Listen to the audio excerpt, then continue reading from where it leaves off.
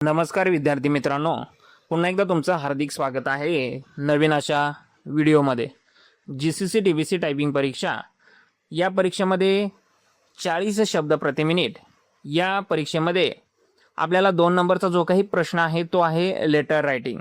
मित्रांनो, 30 शब्द प्रति मिनिटचा जर तुम्ही लेटर क्लिअर केला असेल तर तुम्हाला 40 शब्द प्रति मिनिटचे सुद्धा लेटर हे परीक्षेमध्ये कव्हर करावं लागणार आहे। मात्र 30 आणि 40 मध्ये खूप साऱ्या प्रकारचा बदल आहे लेटर टायपिंगमध्ये। याच सर्व प्रकारच्या बदलाची कल्पना आपण या व्हिडिओमध्ये पाहणार आहोत। त्याचबरोबर बिझनेस लेटर काय आहे, पर्सनल लेटर काय आहे आणि अनेक वेळा विचारलं जाणारं रिझ्युमे हे काय प्रकरण आहे, पूर्ण कंप्लीट गाईड या व्हिडिओमध्ये केलेला आहे आपण। त्यामुळे शेवटपर्यंत हा व्हिडिओ पहा। मित्रांनो, प्रॅक्टिकल प्रश्न जो काही आपला आहे त्यामध्ये ईमेल रायटिंग झाल्यानंतर आपल्या समोर जो काही येणार आहे तो आहे लेटर रायटिंग। मग लेटर रायटिंगसाठी किंवा लेटर टायपिंगसाठी जवळपास आपल्याला 30 मिनिटांचा वेळ आहे, अर्धा तास आहे आणि मार्किंग सिस्टीम एकूण 15 मार्कांसाठी हा प्रश्न आहे। मात्र यामध्ये 2 प्रकारचे लेटर असणार आहेत। अभ्यासताना आपल्याला दोन्ही प्रकारचे लेटर अभ्यासायचे आहेत, मात्र परीक्षेला दोघांपैकी एक येणार आहे। मग तो कोणता कोणाला येऊ शकतो काहीही सांगता येणार नाही। बिझनेस लेटर किंवा पर्सनल लेटर, आणि पर्सनल लेटरलाच रिझ्युमे असंही म्हटलं जातं। मित्रांनो, यामध्ये कन्फ्यूज होऊ नका। पर्सनल लेटरलाच रिझ्युमे लेटर असंही म्हटलं जातं किंवा मग बिझनेस लेटर, या दोघांपैकी तुम्हाला एक परीक्षेला विचारलं जाईल। मग परीक्षेमध्ये काय येतं मी आत्ताच बोललो, बिझनेस लेटर किंवा पर्सनल लेटर दोघांपैकी एक येणार आहे, कोणतंही एक।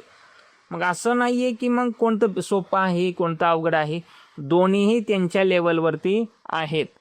कोणाला बिझनेस लेटर येऊ शकतं, कोणाला पर्सनल लेटर येऊ शकतं।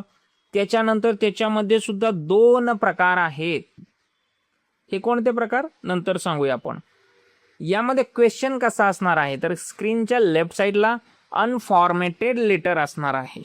आता या शब्दावरती जास्त फोकस घ्यायचा आहे, अनफॉर्मॅटेड। तुम्हाला 30 शब्द प्रति मिनिटच्या परीक्षेमध्ये फॉर्मॅट केलेलं लेटर दिसलं होतं, पूर्ण फॉर्मॅटेड होतं।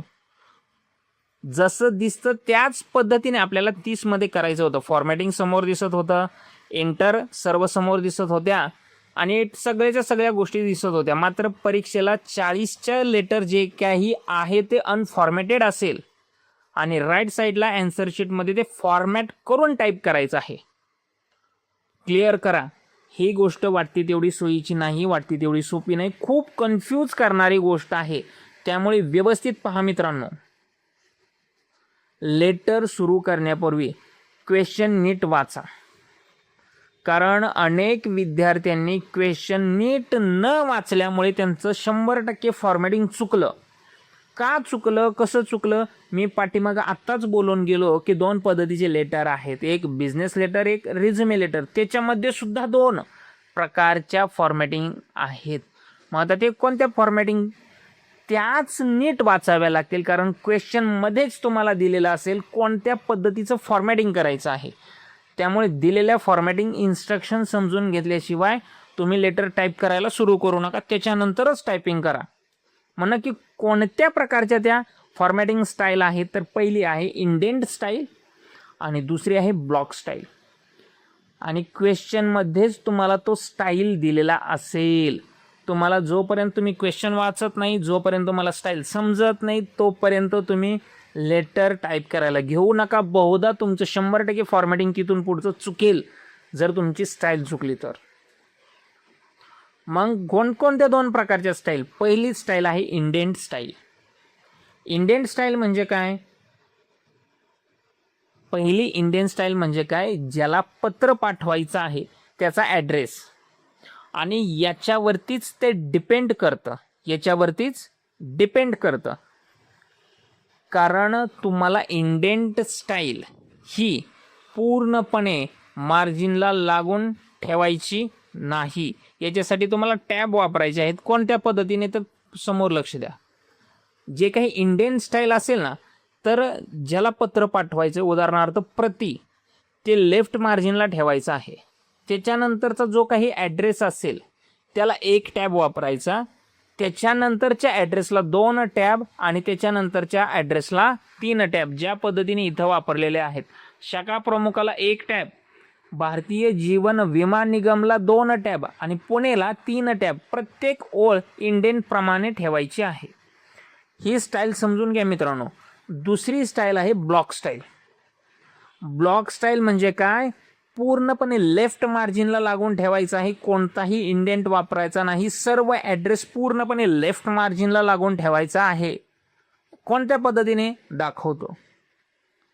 पूर्ण लेफ्ट साईडला एका लाईनमध्ये लेफ्ट इंडियनमध्ये शाखा प्रमुख भारतीय जीवन विमा निगम पुणे एका पूर्ण पट्टीत आहे, रेषेत आहे, यालाच म्हणतात ब्लॉक स्टाईल.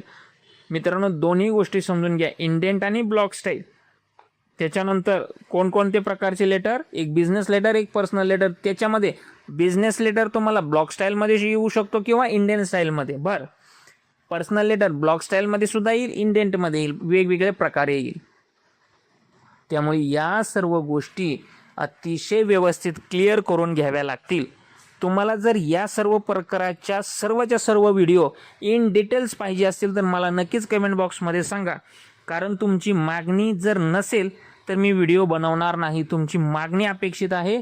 जर तुम्हाला या व्हिडिओ पाहिजे असतील तर पटपट लगेच कमेंट करा, मी लगेच त्याच्या व्हिडिओ अपलोड करतो.